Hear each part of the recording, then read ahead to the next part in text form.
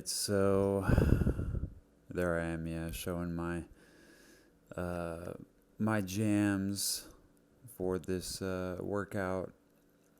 I think a lot of people um, think that I pretty much only listen to metal, but I actually listen to a lot of drum and bass when I'm working out.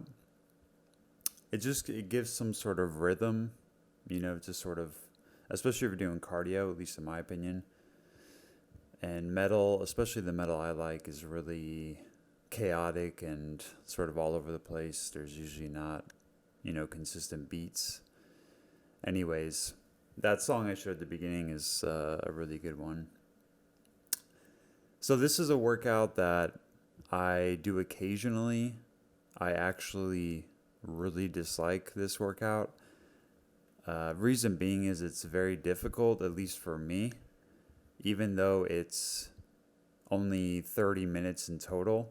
And usually the majority of my workouts are comprised of only cardio, and weight training is um, I spend the least amount of time exercising dealing with some sort of weight training.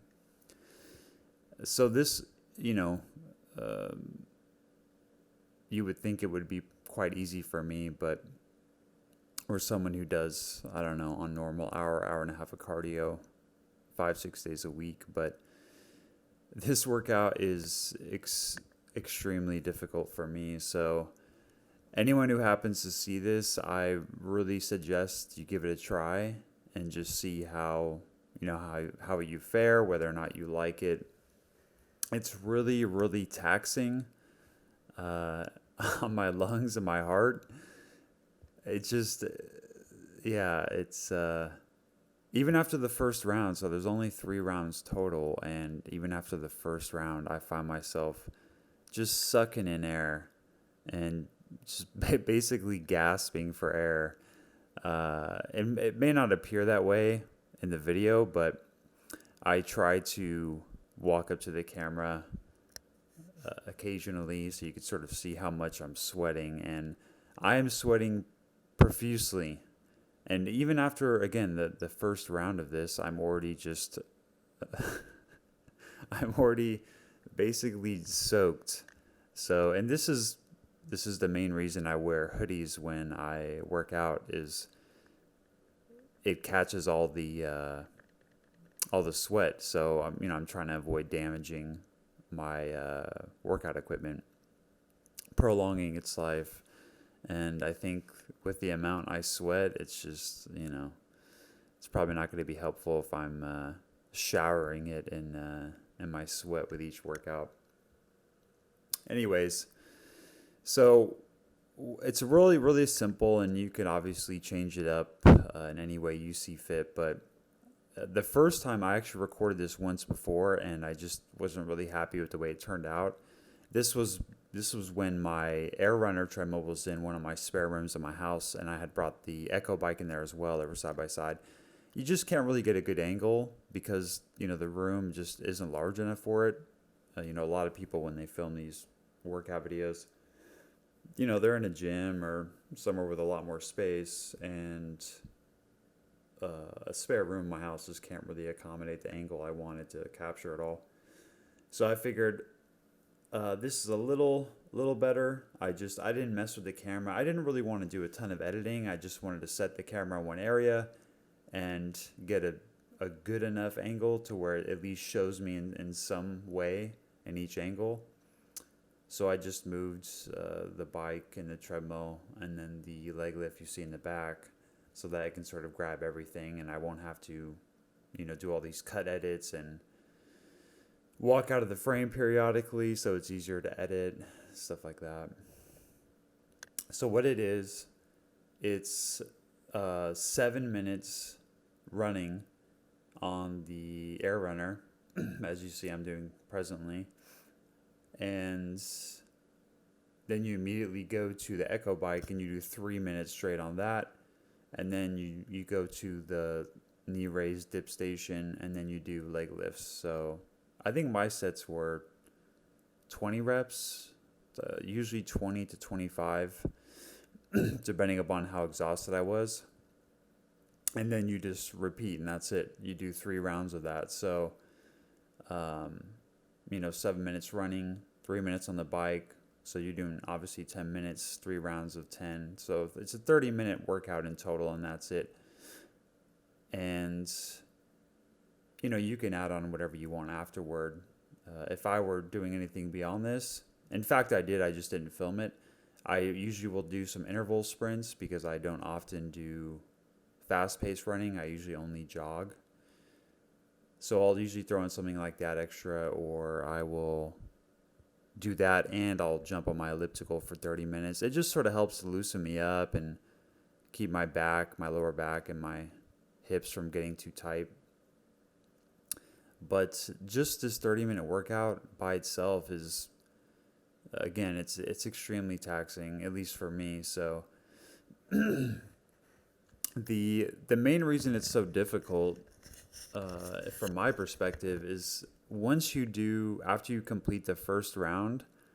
So if it was just running on the airrunner, for, I don't know, you could run for any measure of time and your legs will probably hold up and for a long time. But once you incorporate the Echo bike, it just forces so much blood into your legs that they get a pump basically. So they fill up with blood, and this is just after the first round. So then they're much tighter, and you just feel sort of less. I'm not sure how to explain it.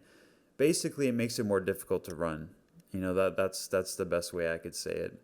So you do the first round. So I'm just finishing the first run of the first round. And you get on the bike, and I'm already winded at this point. Again, it doesn't really show, but I'm 7 minutes just jogging. Like, okay, my breathing and my heart rate are up. And you get on the bike, and your legs just start getting super pumped because you're having to pedal, and you're working both the upper body and the lower body. So that's what makes it so difficult for me. Is once you incorporate the bike and you jump back on the treadmill, your legs are just way more pumped and full. So everything is super tight, and your stride feels way more difficult to me. And my legs feel clunky and they feel super heavy. It feels way more difficult to run. But I think the combination of the two, because it's a manual, motorless treadmill, and then the Echo bike, I don't enjoy in any way at all. I only incorporate it because I think, I want to incorporate as many forms of cardio that I can, just because I think it will be most beneficial to my body and my cardiovascular system, rather than just doing only running, which is what I enjoy the most and I feel the best after. But I throw in elliptical with the running, Echo bike with the running, and I intend to get a rower. They're really difficult to find right now because of this.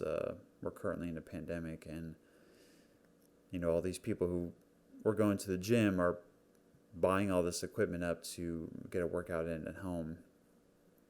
And good for them. I think that's wonderful. But it does make some items that I wish to, purchase or consume in short supply, which is a bit of a bummer. But I do intend to get a rower. So, and in my opinion, I will have sort of the 4 forms of cardio that I wanted, that I had always intended to have for my home gym setup. So a treadmill, an elliptical, a rower, and then a bike similar to the assault bike or this Echo bike I'm using now. And I'm happy with those 4, and those are the only ones I will really want for the rest of my life. Obviously, there's others, Stairmaster or whatever, and you could, just even increasing or rather decreasing the time between your sets on weight training, interval training with weights, that can be a really difficult cardio session just without, eliminating a lot of the rest time. So, cardio can be whatever you want, obviously, but for me, it's these 4 items are would make me happy to have and to incorporate. But back to my point about the Echo bike, it's just awful every time I use it. I don't enjoy it at all. It's just super taxing for me. It's probably because my muscles have atrophied so much.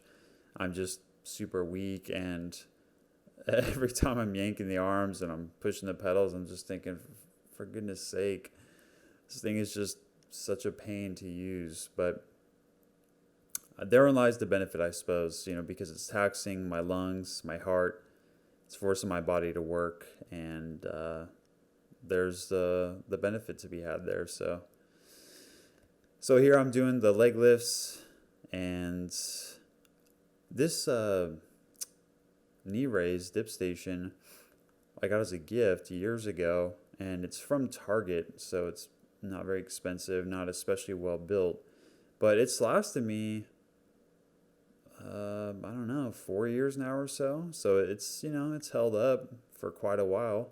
I want to get a Cybex or Precor or Icarian. I don't know. They all look the same.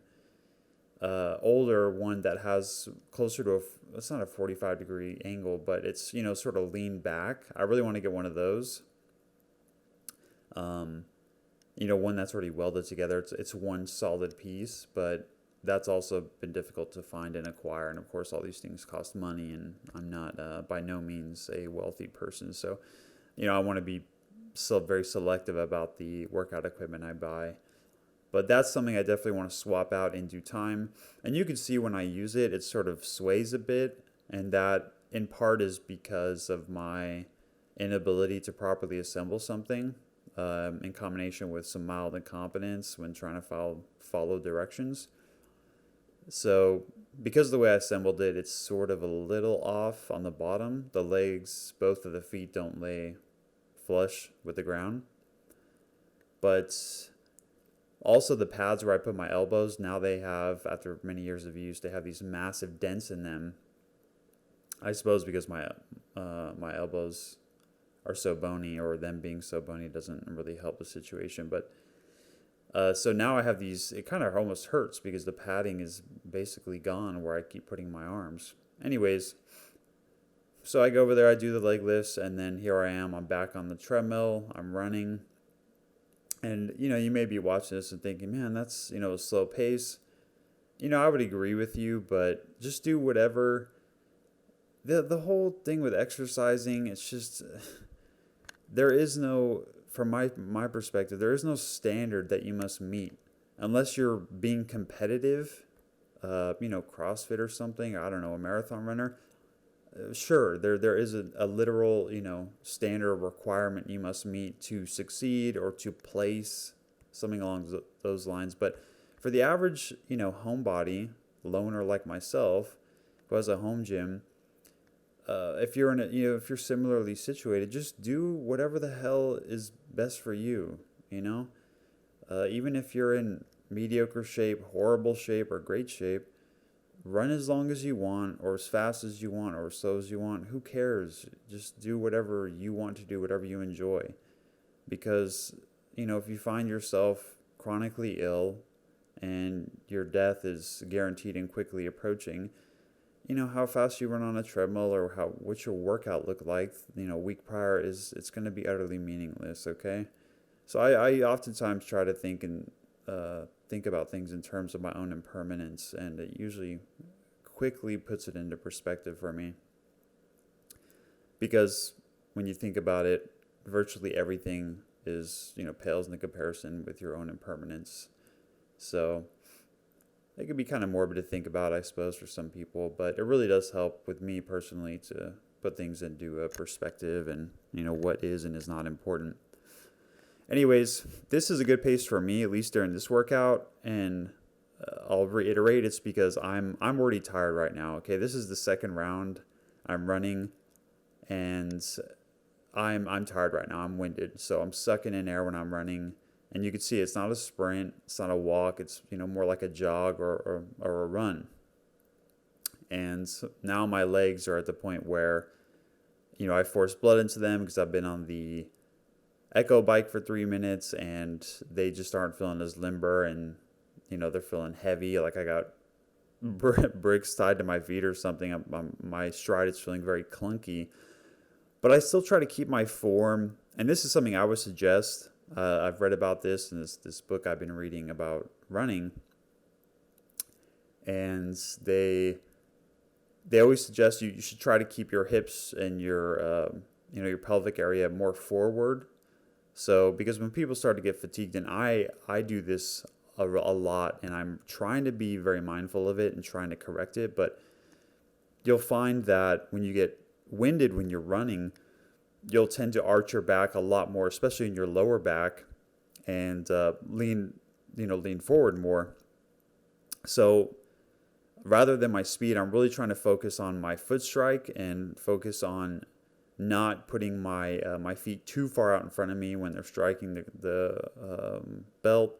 I want to keep them more directly under my body and then push out back behind me. And I'm trying to strike with my midfoot around my toes and not heel strike, which I'm being successful at. I don't know if you can see or not, but my heel, it may touch the ground sometimes, but it's just, a touch and go. I'm not landing on it, and that's what I want to do. So, but I'm also trying to keep my back a little bit more straight, keep my hips and my pelvic area more underneath, sort of like, my upper body. Keep it better aligned than I usually do when I'm fatigued. And again, I'm already fatigued at this point, so take that as you will. But I imagine if anyone tries this, you will find that this is a surprisingly difficult 30-minute cardio session. It's just, I don't know. And I've tried it to where I've done 5 minutes, 5 and 5. So 3 rounds of 5 running, 5 on the bike. And the bike, 5 minutes on the bike is just awful. I did not enjoy it at all. So I upped the run to 7 and I reduced the bike to 3. Even 3 minutes on the bike, I mean, I'm just sitting there, I'm pushing away on the arms. I'm moving the pedals, and I'm just looking down at the timer, and I'm thinking, goodness, is it 3 minutes yet? Just the entire time. So, it's I don't know. It's a really difficult cardio session, again, for 30 minutes, and some days where I don't want to invest an hour and a half in cardio or workout in general, I'll throw this in. Or if it's just been a while and I need to change it up just for the benefit of my body or the perceived benefit by me, then I'll throw this workout in. So I always wanted to make a video on it because my friends have asked me, I'll say people I know, because this whole narrative and premise of my channel is that I'm a loner, a friendless loner. So I'll just say acquaintances, people that I know I'm familiar with, will, what was I saying? Oh, right. So yeah, these people have asked me for workout ideas, especially with cardio. So I knew I always wanted to record this particular workout because of how taxing it is for me. And I think it will be to most people, especially just sort of the average worker, gym goer, which I consider myself, except it's a home gym, obviously. I imagine it's going to be really difficult for people who try it, but then again, I have no idea.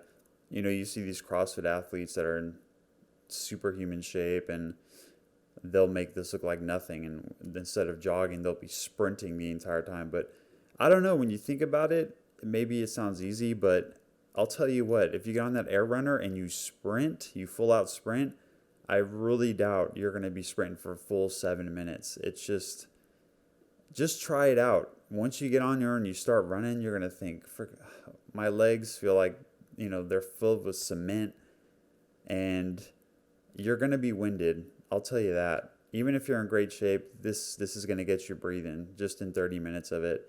And when you get on the bike, you're going to think, is 3 minutes up yet? This is just my guess based on my experience. But anyways, I just wanted to get this video out of this 30-minute workout. And I I welcome anyone to try it. If you do, let me know how easy or difficult it was. I would be interested in hearing that from any of you random internet strangers that happen to come across this video and watch it in its entirety, or enough of it to hear this voiceover explanation I'm laying down presently. And I suppose that's about it. Was there any other details I wanted to add? Oh, so I guess it's already passed in the video, but you can really see, or at least a lot better, how much I'm perspiring after I get off the treadmill and before I get on the bike. So right before this frame, before I get on the bike that I'm on now, you can see on my face and sort of my lat, my arm, I'm basically soaked at this point. So, and at the end of the video, I always try to include a clip where I'm just sort of sitting there, and the intent with doing that is to show how winded I am and how much I'm sweating, because I think it's difficult to show unless you're zooming in constantly, and I don't really want I don't really want to take the time to get like that sort of angle mid-workout. So I figure at the end, throw in a shot where it shows this was really difficult, and this shot is going to demonstrate that, because you can really see like how much I'm sweating at the end when I'm sitting down. So if you feel so inclined, please do give it a try, and let me know. The audio just cut off, so I have to press it again. I don't know what I'd done. But yeah, let me know if it's easy or difficult. Even if everyone says this was super easy, I don't know what you're talking about, then wonderful. I'm glad that I would be glad to see that many people in good cardiovascular shape. It would make me happy to see. Well, I'm going to go try to, once again, find some music that ideally I wouldn't be putting on a video, but I have to because of the way YouTube works. Why can't I just put some drum and bass or metal songs on here that I want to listen to? Regardless of what the viewer wants to see, right? It's just all, what do I want? But I don't know. I'll look for some audio tracks, put them on here. Or maybe I won't. Maybe I'll just let you viewers listen to the audio of me working out, the bike and the running. You can hear my knees and ankles cracking when I'm running. It's really quite loud, actually. I don't know what the problem is, but I've always had that. So there it is. Farewell, strangers of the internet.